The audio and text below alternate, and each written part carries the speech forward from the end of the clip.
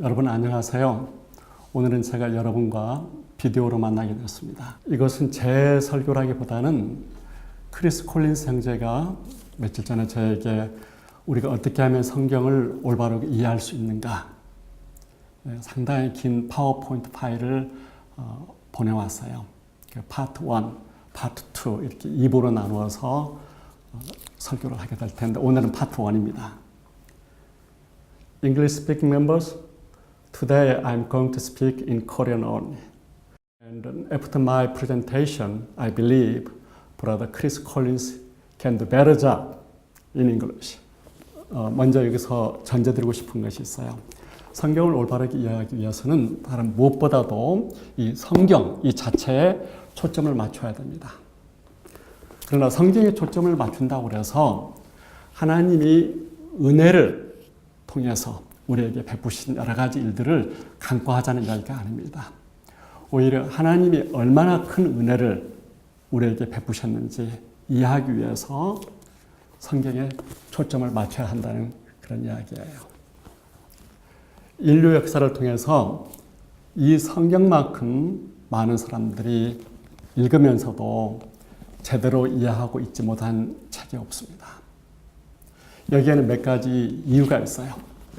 그 가운데서도 사람들이 성경에 대한 잘못된 선입견을 갖고 있기 때문입니다. 이런 잘못된 선입견들 때문에 우리가 성경을 이해하는데 많은 방해를 받고 있어요. 오늘은 우리가 성경을 이해하는데, 성경을 올바르게 이해하는데 방해를 하는 이런 선입견들이 무엇인지 그것을 잠깐 살펴보고자 합니다. 우리가 신앙생활을 하면서 성경을 공부할 때 만약 우리가 잘못된 선입견을 갖고 있는 사람한테 성경을 공부했다면 그런 선입견들이 우리에게 여전히 남아서 영향을 미치게 됩니다.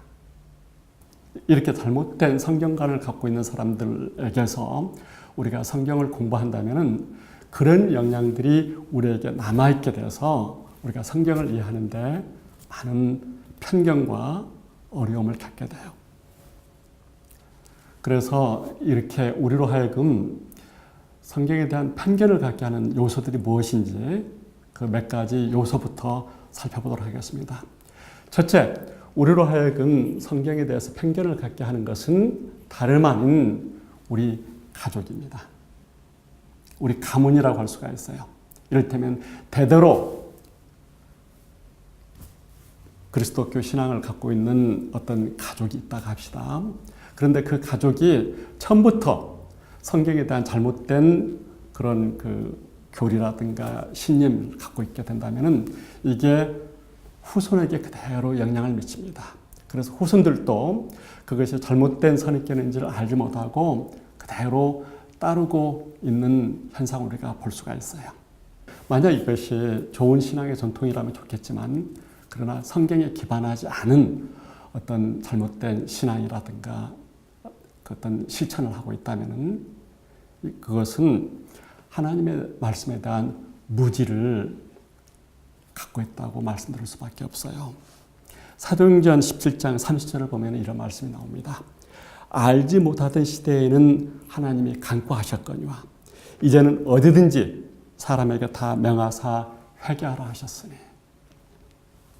그러므로 이 성경에 대한 올바른 지식을 갖는 것이 얼마나 중요한지를 알 수가 있습니다. 특히 대대로 신앙을 이어오는 집안이라면 더욱 그렇습니다. 두 번째로 우리로 하여금 성경에 대한 편견을 갖게 하는 것은 다름 아닌 우리 가까운 친구들이에요. 성경에도 그런 예가 나옵니다. 대표적인 예가 욥입니다. 욥이 어떤 사람이었던가요? 욥은 성경에 이르기를 당대 의인이라고 했습니다. 여러분이 잘 아시다시피 욥이 많은 시험을 받게 됩니다. 자식을 잃어버렸어요. 재산을 잃어요. 그리고 결국에는 자기 건강까지 잃습니다. 그러자 새 친구가 찾아옵니다. 새 친구들이 처음에는 너무 기가 막혀서 욥이 당하는 그런 괴로움을 보고 욥이 당한 그런 슬픔을 보고 너무 기가 막혀서 처음에는 말을 못하겠다가 나중에 하나씩 차례대로 욥에게 이야기를 하는데 그 세 친구들이 했던 이야기가 이런 거예요. 생각해보라. 사람들이 고통을 받는 것은 그 사람이 뭔가 죄를 저질렀기 때문이다. 당신도 틀림없이 당신이 감추고 있는 죄가 있다. 그래서 이런 불행이 당신에게 임하는 것이다. 잘못된 선입견이었습니다. 잘못된 교리였고 잘못된 가르침이었어요. 그 가운데서도 하이라이트는 욥의 아내입니다.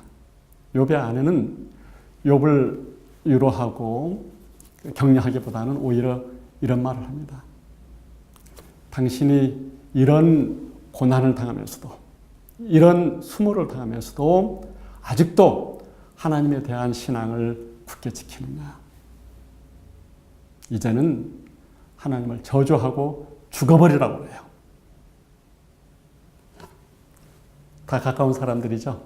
세 친구 또 욥의 아내까지 네 사람들이 욥에게 전한 내용은 거짓된 가르침이었어요. 잘못된 선입견이었어요. 그렇듯이 우리 가까운 친구들이 우리 신앙에 잘못된 선입견을 줄 수가 있습니다. 세 번째로는 우리를 속이는 사람들 때문에 우리가 잘못된 선입견을 가질 수가 있습니다. 속이는 사람이 누굽니까? 속이는 자가 누굽니까? 성경은 마귀를 가리켜서 처음부터 거짓말하는 자라고 했습니다. 언제 거짓말을 했나요? 에덴 동산에부터 시작을 했어요. 거짓말하는 자입니다. 예수님 당시의 상황도 다르지 않았어요. 예수님이 가장 신랄하게 꾸짖었던 사람들은 다름 아닌 당시 종교 지도자들이었습니다. 서기관, 바리새인, 제사장들이었어요. 당시 종교 지도자들이었어요. 그러나 그런 사람들까지라 할지라도 잘못된 신앙을, 잘못된 교리를 가르치고 있었어요. 이런 이들을 가리켜서 성경은 우리를 속이는 자라고 합니다. 이에 대해서 바울은 고린도후서 11장 13절부터 15절까지 다음과 같이 경고를 하고 있습니다. 고린도후서 11장 13절. 그런 사람들은 거짓 사도요 속이는 일꾼이니 자기를 그리스도 사도로 가장하는 자들이라. 14절. 이것은 이상한 일이 아니니라. 사탄도 자기를 광명의 천사로 가장하나니. 15절. 그러므로 사탄의 일꾼들도 자기를 의의 일꾼으로 가장하는 것이 또한 대단한 일이 아니니라. 그들의 마지막은 그 행위대로 되리라. 크리스 콜린스 설교 노트에는 나오지 않지만 성경을 보면은 이런 애가 이에 대한 예수님의 경고가 하나 나옵니다. 마태복음 7장이에요. 마태복음 7장 21절에 나더러 주여 주여 하는 자마다 천국에 들어갈 것이 아니요 다만 하늘에 계신 내 아버지 뜻대로 행하는 자라 들어가리라. 그날에 많은 사람들이 나더러 이르되 주여 주여 우리가 주의 이름으로 선지자 노릇하며 주의 이름으로 귀신을 쫓아내며 주의 이름으로 많은 권능을 행하지 아니하였나이까 하리니 그때 내가 그들에게 밝히 말하되 내가 너희를 도무지 알지 못하니 불법을 행하는 자들아 내게서 떠나가라 하리라. 얼마나 무서운 말씀인지 몰라요. 이 사람들은 다름 아닌 선지자 노릇하는 사람들이었습니다. 하나님의 말씀을 가르치는 종교 지도자들이라는 이야기예요. 그런데 이 사람들이 거짓 교훈을 가르쳤어요. 불법이 뭔지 아십니까? 법을 지키지 않는 것, 이 말씀대로 행하지 않는 걸 말합니다. 네 번째로 성경에 대한 무지가 우리로 하여금 성경을 오해하게 만듭니다. 집집마다 성경 한두 권은 있을 거예요. 그러나 이 성경만큼 무시되는 책도 없습니다. 성경을 갖고는 있지만은 성경을 진지하게 공부하는 사람들은 드뭅니다. 찾아보기 어렵습니다. 또 성경학자가 되기를 원하는 사람들 많아요.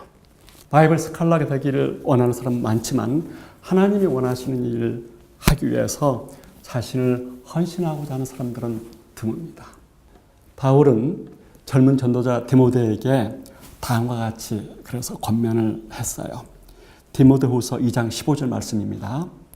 너는 진리의 말씀을 옳게 분별하며 부끄러울 것이 없는 일꾼으로 인정된 자로 자신을 하나님 앞에 드리기를 힘쓰라.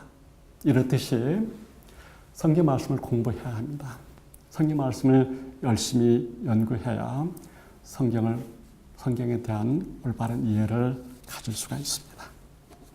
자, 이렇게 해서 우리로 하여금 성경 말씀을 잘 이해하지 못하고 오해하게 만드는 4가지 요인들을 살펴봤어요. 그러면 우리가 성경을 올바르게 이해하려면 어떻게 해야 하겠습니까? 디모데후서 2장 15절에서 바울은 진리의 말씀을 옳게 분별하며 부끄러울 것이 없는 일꾼으로 인정된 자로 자신을 하나님 앞에 드리기를 힘쓰라. 여기에는 노력이 필요하다는 뜻이에요. 이와 같은 일은 하나님 말씀에 대한 깊은 이해를 필요로 하며 우리 노력을 필요로 합니다. 그런데 성경에 관심이 있는 사람들도 하나님 말씀을 제대로 이해하지 못하는 경우가 많은데 그것은 체계적으로 성경을 공부하지 않았기 때문입니다. 크리스 콜린스는 이것을 Systemic Approach to Study라고 그러는데 이것은 인간이 만든 수많은 교리들을 우리가 연구하자는 것이 아닙니다. 오히려 이 성경에 나오는 모든 말씀들을 우리가 체계적으로 연구하자는 그런 뜻이에요. 이 하나님 말씀, 성경을 우리로 하여금 올바르게 이해하도록 돕는 데는 몇 가지 원칙이 있습니다. 첫째로 이 성경 역시 일반 서적처럼 그렇게 접근해야 돼요. 좀 이상하게 들릴지 모르겠어요. 성경을 일반 책처럼 대하라. 이런 뜻이에요. 우리가 화학, 동물학, 식물학, 영어학, 또 수학 이런 걸 공부한다고 합시다. 이런 것들을 공부하는 사람들을 중요하게 여기는 것이 무엇일까요?